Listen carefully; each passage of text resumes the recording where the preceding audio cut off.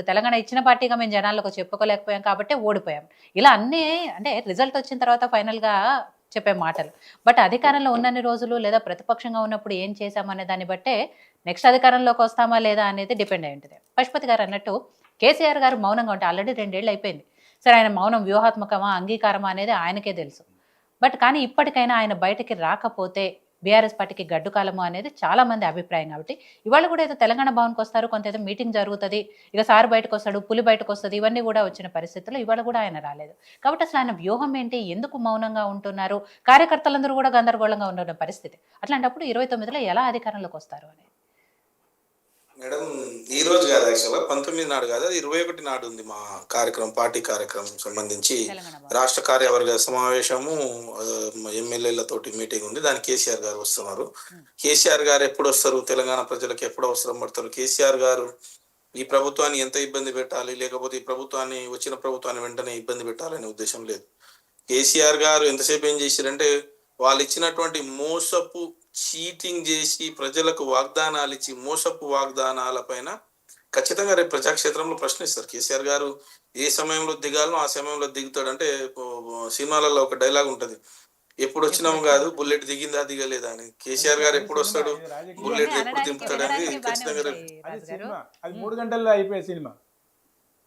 అయితే అది కూడా వస్తుంది, రేపు తెలుస్తుంది. రేపు 21 నాడు కేసీఆర్ గారు వస్తారు, దిశానిర్దేశం చేస్తాడు, పార్టీని మళ్ళీ కొత్త దారి వైపు తీసుకుపోతారు. ఎవరైతే వీరు బాండ్ పేపర్ల పైన కూడా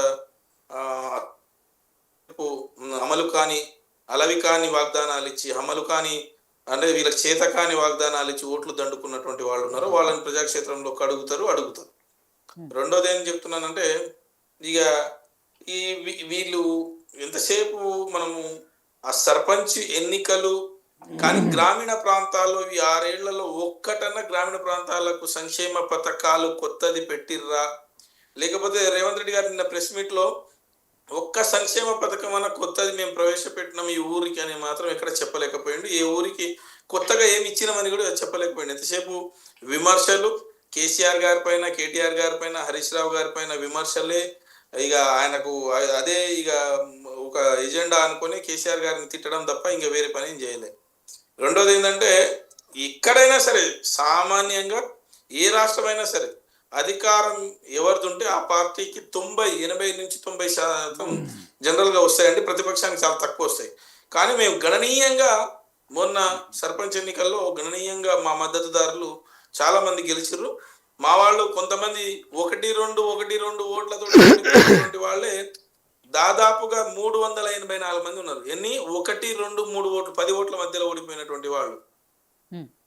అంటే పరిస్థితి వీళ్ళు ఎన్ని రకాలుగా భయభ్రాంతులకు గురి చేశారంటే, అక్కడ ఉన్నటువంటి ఎంఆర్ఓలు, ఎంపీడీఓలు, ఎస్ఐలు, సిఐలు, ఎమ్మెల్యేలు. ఒక ఎమ్మెల్యే అయితే మేము బిల్లులు ఇవ్వము, నేనే సంపుతా వాళ్ళు గెలిస్తా అని చెప్పేసి అనిరుద్ రెడ్డి గారు చర్చలలో చెప్పిండు.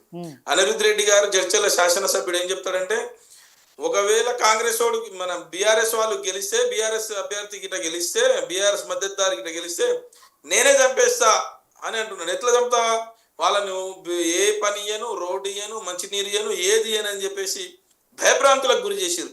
అయినా తన సొంత ఊర్లో ఓడిపోయినటువంటి పరిస్థితి మనం చూసినాం. తన సొంత ఊర్లో రాజాపూర్లో బీఆర్ఎస్ పార్టీ జయకేతనం వేసిన, అక్కడ బీఆర్ఎస్ పార్టీ మద్దతుదారు గెలిచారు. ఇక మా పార్టీ బాగలేదని చెప్పేసి బయటికి పోయి భారతీయ జనతా పార్టీలో పోయినటువంటి 3 పరిస్థితి కూడా చెప్తాం మేడం, మీకు బాగా తెలియాలి వీళ్ళ గురించి.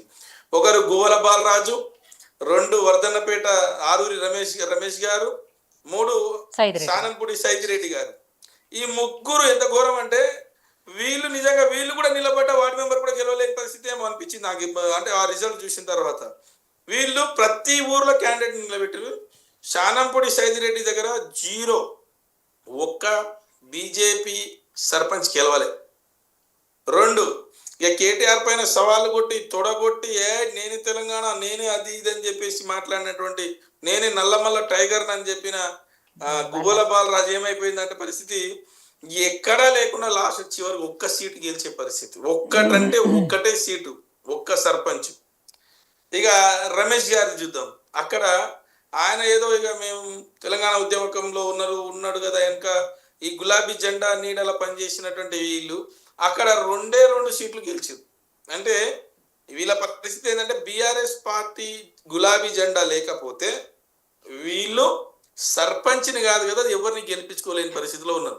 ఇక బయట మీడియా కనిపిస్తే మీడియా ముందు మాట్లాడతారు మేడం, వీరుణ్ణి శూరుణ్ణి నిన్ను ఈ రోజే పడగొడతా, అసలు కేటీఆర్ ఎంత, కేసీఆర్ ఎంత, హరీష్ రావు ఎంత అని మాట్లాడినటువంటి వీళ్ళు పార్టీ నుంచి బయటకు పోయిన తర్వాత వీళ్ళు ఎందుకు మరి వీళ్ళు వీరులు శూరులు అయితే ఎందుకు వాళ్ళ పార్టీ కనీసం 10-20 మందిని గెలిపించుకోలేకపోయారు? వాళ్ళు శాసనసభ్యులుగా ఉన్నటువంటి రెండు సార్లు శాసనసభ్యులుగా ఉన్నటువంటి ప్రాంతంలో వాళ్ళపైన ప్రజలకు నమ్మకం లేక, ఎవరు వాళ్ళని నమ్మలేక, వాళ్ళు చేస్తున్నటువంటి చీటింగ్ కార్యక్రమాలు, వాళ్ళు చేసినటువంటి మోసపు పనులను ప్రజలు చీత్కరించి చెంప మీద పళ్ళమని కొట్టినట్టుగా ఉంది ఈరోజు పరిస్థితి.